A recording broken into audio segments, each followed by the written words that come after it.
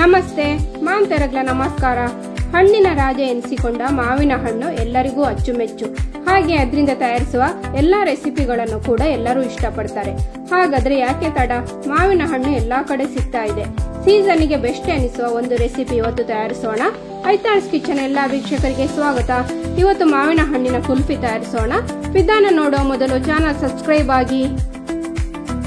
ಬನ್ನಿ ವಿಧಾನ ನೋಡೋಣ. ಮ್ಯಾಂಗೋ ಕುಲ್ಫಿ ಮಾಡಲಿಕ್ಕೆ ನಾನಿಲ್ಲಿ 1 ಲೀಟರ್ನಷ್ಟು ಫುಲ್ ಫ್ಯಾಟ್ ಮಿಲ್ಕ್ ತಗೊಂಡಿದ್ದೇನೆ. ಇದನ್ನೊಂದು ಬಾಣಲೆಗೆ ಹಾಕೊಳ್ಳೋಣ. ನಾನಿವತ್ತು ಕುಲ್ಫಿ ಮಾಡಲಿಕ್ಕೆ ಹೊರಗಡೆಯಿಂದ ಯಾವುದೇ ಇಂಗ್ರೀಡಿಯೆಂಟ್ಸ್ ಅಂದ್ರೆ ಫ್ರೆಶ್ ಕ್ರೀಮ್ ತರಿಸಿಲ್ಲ, ಮನೆಯಲ್ಲಿರೋ ಸಾಮಗ್ರಿಯಿಂದವೇ ಮಾಡ್ತಾ ಇದ್ದೇನೆ. ಒಮ್ಮೆ ಮಿಕ್ಸ್ ಮಾಡಿಕೊಳ್ಳಿ. ಹಾಲು ಹದವಾಗಿ ಬಿಸಿ ಆದ್ಮೇಲೆ ಇದನ್ನು ಸ್ವಲ್ಪ ಅರ್ಧ ಕಪ್ಪಿನಷ್ಟು ಒಂದು ಬೌಲಿಗೆ ಹಾಕೊಳ್ಳೋಣ. ಇದಕ್ಕೆ 1/4 ಕಪ್ಪಿನಷ್ಟು ಹಾಲಿನ ಹುಡಿ ಹಾಕೊಂಡು ಚೆನ್ನಾಗಿ ಮಿಕ್ಸ್ ಮಾಡಿಕೊಳ್ತೇನೆ. ಹಾಲಿನ ಹುಡಿ ಯಾವುದೇ ಬ್ರಾಂಡ್ ಆದ್ರೂ ಪರವಾಗಿಲ್ಲ, ಗಂಟಿಲ್ಲದಾಗಿ ಈ ರೀತಿಯಾಗಿ ಮಿಕ್ಸ್ ಮಾಡಿಕೊಳ್ಳಿ. ಈಗ ಕೈ ಬಿಡದೆ ಮಗುಚ್ತಾ ಬರಬೇಕು. ಹಾಲು 70% ನಷ್ಟು ಕಮ್ಮಿ ಆಗೋ ತನಕ ಕೈ ಬಿಡದೆ ಮಗುಚ್ತಾ ಇರಬೇಕು. ನೋಡಿ, ಈಗ ಹಾಲು 70% ನಷ್ಟು ಕಮ್ಮಿ ಆಗಿದೆ, ದಪ್ಪ ಆಗಿದೆ. ಈ ಹಂತದಲ್ಲಿ 1/4 ಕಪ್ಪಿನಷ್ಟು ಸಕ್ಕರೆ ಹಾಕೊಂಡು ಚೆನ್ನಾಗಿ ಮಿಕ್ಸ್ ಮಾಡಿಕೊಳ್ಬೇಕು.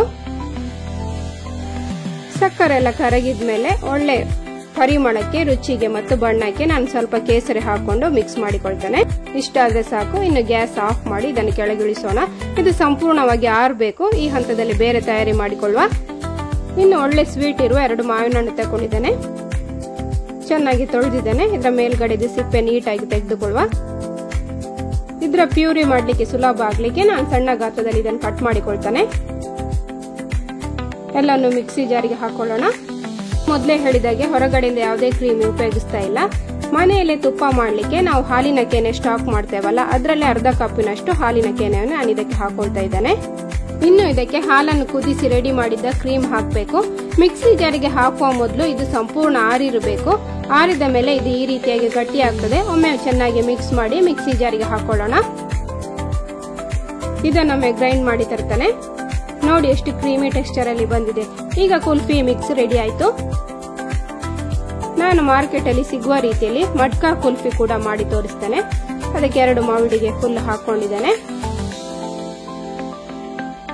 ಮೇಲ್ಗಡೆ ಸ್ವಲ್ಪ ಮ್ಯಾಂಗೋ ಪೀಸಸ್ ಹಾಕೊಳ್ತೇನೆ. ಹಾಗೆ ಸ್ವಲ್ಪ ಡ್ರೈ ನಟ್ಸ್ ಕೂಡ ಹಾಕೊಳ್ತೇನೆ. ಇದು ಆಪ್ಷನಲ್. ಕುಲ್ಫಿಯ ಮೇಲ್ಗಡೆ ಯಾವುದೇ ಐಸ್ ಕ್ರಿಸ್ಟಲ್ ಆಗದಾಗೆ ಈ ರೀತಿಯಾಗಿ ಅಲ್ಯೂಮಿನಿಯಂ ಶೀಟ್ ಅಥವಾ ಯಾವ್ದಾದ್ರು ಒಂದು ಕವರ್ ಅನ್ನು ಮುಚ್ಚಿ, ಉಳಿದ ಸ್ವಲ್ಪ ಮಿಶ್ರಣವನ್ನು ನಾನು 2 ಗ್ಲಾಸಿಗೆ ಹಾಕೊಳ್ತಾ ಇದ್ದೇನೆ. ಮೊದಲಿನ ಹಾಗೆ ಸ್ವಲ್ಪ ಮಾವಿನ ಹಣ್ಣು ಪೀಸ್ ಮತ್ತು ಡ್ರೈ ನಟ್ಸ್ ಹಾಕೊಂಡು ಇದನ್ನು ಗಾರ್ನಿಶ್ ಮಾಡ್ತೇನೆ. ಇದನ್ನು ಕೂಡ ಅಲ್ಯೂಮಿನಿಯಂ ಶೀಟ್ ಅಲ್ಲಿ ಕವರ್ ಮಾಡ್ತೇನೆ. ಇನ್ನು ಇದರ ಮೇಲ್ಗಡೆ 2 ಐಸ್ ಕ್ಯಾಂಡಿ ಕಡ್ಡಿ ಕೂಡ ಇಡ್ತೇನೆ.